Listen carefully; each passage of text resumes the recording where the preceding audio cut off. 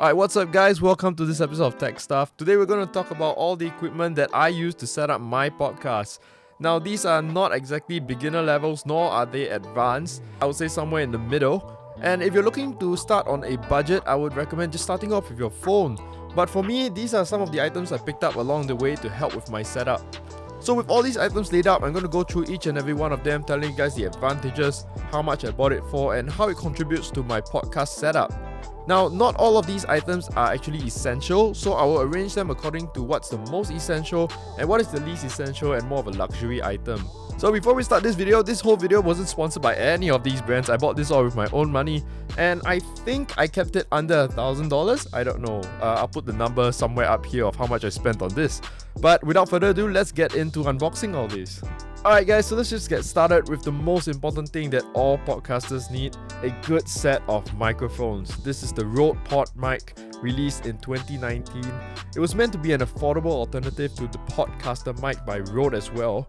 And people have actually compared this to the Shure SM7B, which is a very popular podcast mic for the professionals.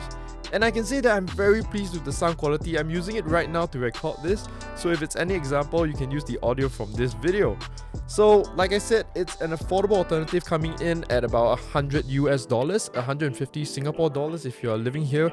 And it's a great alternative to the Shure SM7B because that one costs about 600 Singapore dollars. So this is a quarter of the price, so I got both of them for about 300 Singapore dollars.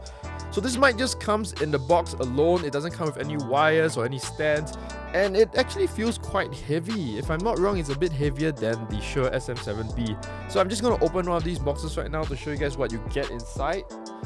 Now, like I said, this mic just comes on its own, no wires, no stands or anything like that. And it packs quite a bit of weight to it. You can actually kill someone with this. I'm not recommending that, but the build quality is really good on this. I have two, like I said, makes it very comfortable for me and my guests to sit as far away from each other as we want. So this is a dynamic microphone, and as you can see, it works best when I'm up close and speaking straight into it. It's not as clear when I'm speaking from the side or from the back, which is a good thing because you don't want any noise coming from everywhere else. So it's a very good starting mic for anyone out there just starting their podcast. Alright, so next time is something probably very obvious and very important, which are XLR cables. So these are 3-pin XLR cables, and the one I have with me is about 10 feet, which is about 3 meters. And so far it's been really comfortable using this for my setup. If you are just on very close couches or chairs, I think it's totally fine. If you want to get longer and if it suits your setup, by all means go ahead. So these go for about $10 to $15. You don't want to get something too cheap because it's unreliable. I found that $10 to $15 is around the mid-range of it. So yes, XLR cables, you want to get as many as you have for your mics. If you have 2 mics, you get 2 cables. If you have 1 mic, just 1 will do. So I'm looking to add another mic soon, so I might have to get another one of these arms and another one of these cables. Speaking of arms, this is the Rode PSA-1. So the PSA-1 studio arm is by Rode as well. It is meant to allow you to move your microphone around pretty easily and prevent any shaking from the table to affect the microphone. This one comes in about $150, which is almost the same price as the Podmic, so that's pretty comparable. I bought 2 of them, but most of the time I'm only using 1 on my table. But it's good to always have the second one ready in case I have a nice table that I want to do my podcast on. Alright, so next up is the last essential thing that you actually need, which is a recorder for your recording. So this is the Zoom H5. You can go with the H4 as well, but I went with the H5 because it was one of the latest models at the time, and it offered 2 XLR inputs, which was exactly what I need. So with this recorder, they also have this capsule that can be interchangeable, which means you can remove the top and exchange it for another 2 XLR inputs in case you need 4 microphones.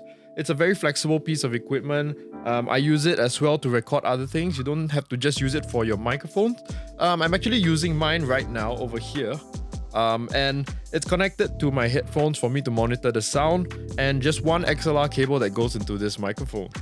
So for this recorder, it runs on 2 AA batteries. I would recommend using rechargeable ones as you don't want your recording to stop halfway while you're in a podcast session with your guests. This one records to an SD card, so you want to get somewhere in the mid-range where the read and write speeds are pretty alright. You don't have to get the maximum ones. So yes, a very reliable recording device, very essential, and you cannot start your recording without one of these. So with that, I've gone through all the essential things that you actually need to start your podcast. Now, I'm going to go on to the next tier, which is a bit more of a, maybe you need to have it, maybe you don't really need to have it, which is headphones. Now, what I use the headphones for are to monitor how loud I'm coming in through the mic so that I know my volume isn't set too loud. But you can get either one just for yourself, or you can get two, one for your guests and one for yourself.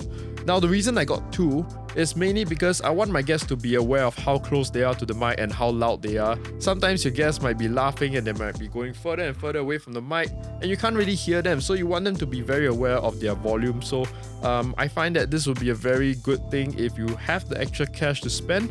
Yes, get two headphones. So these are the Audio Technica M20X. These are pretty affordable, coming in at about $60 US, which is about 80 Singapore dollars. I bought two of them, they were on sale, so pretty good. Now these are monitor headphones, which means they don't add any extra bass or any extra tuning. It gives you the raw sound that's coming out from your mic and recorder. So these are actually very good for just podcast recordings and just to hear exactly what you're getting out of that recorder.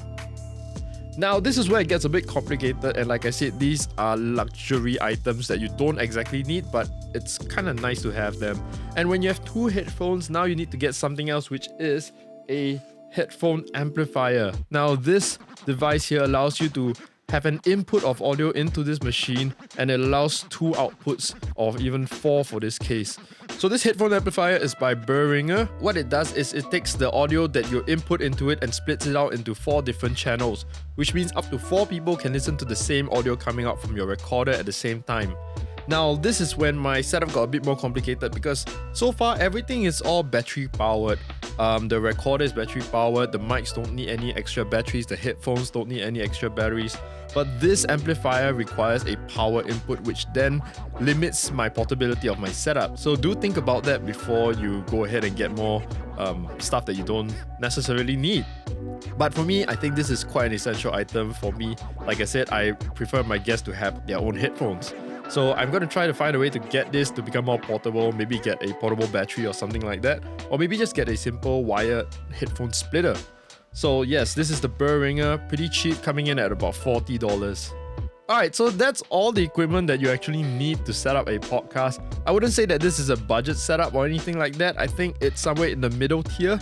So far, I think I spent about $1,000, which I think is pretty alright for me to set up this kind of content. If you guys are interested in listening to the podcast, I'll leave the links at the end of the video and at the bottom of the description. But for now, let's just talk about how the whole system actually works together, what connects to what, and how my whole podcast setup works.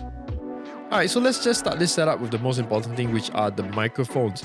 So I will set up 2 microphones here and have the XLR cables connected into them and leading out of them. Now, these 2 XLR cables are then inserted into the H5 Zoom recorder. So this is the brains of your entire podcast. It's where all the information is stored and recorded. So from the H5 Zoom recorder, you can have a line out from the headphone jack going into the headphone amplifier. The headphone amplifier is then connected to the 2 headphones that allows it to split the audio equally. Now, like I said before, this Behringer headphone amplifier requires a power input, and so you have to connect that as well. Alright guys, so that's it for the entire podcast setup. I hope you guys have enjoyed it, and I hope it's been helpful for you guys, especially those who are starting out. Some of these items can be interchangeable with something else that you prefer, but I thought I would just share with you guys and give a bit of a review on all these equipment. I didn't spend a lot of money on this. I think it is an okay amount of money to start a podcast with. And all this is just for an audio podcast. I do a video podcast and I'll leave the links at the end of the video. So I also have 2 cameras usually set up, one for myself and one for my guests. And sometimes if I'm feeling crazy, I have a 3rd camera on a motorized slider, just getting an overall view of the space. I'll make a full video of my camera setups for my podcast sessions in another video, and I'll explain why I chose certain angles and the benefits of using 2 or 3 cameras. So these are all separate issues that you might want to add on to your podcast just to make it a bit more interesting and have it on video.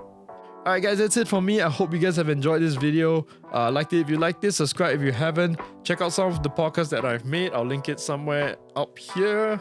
And yes, I hope this has been informative and helpful for anyone out there trying to start a podcast.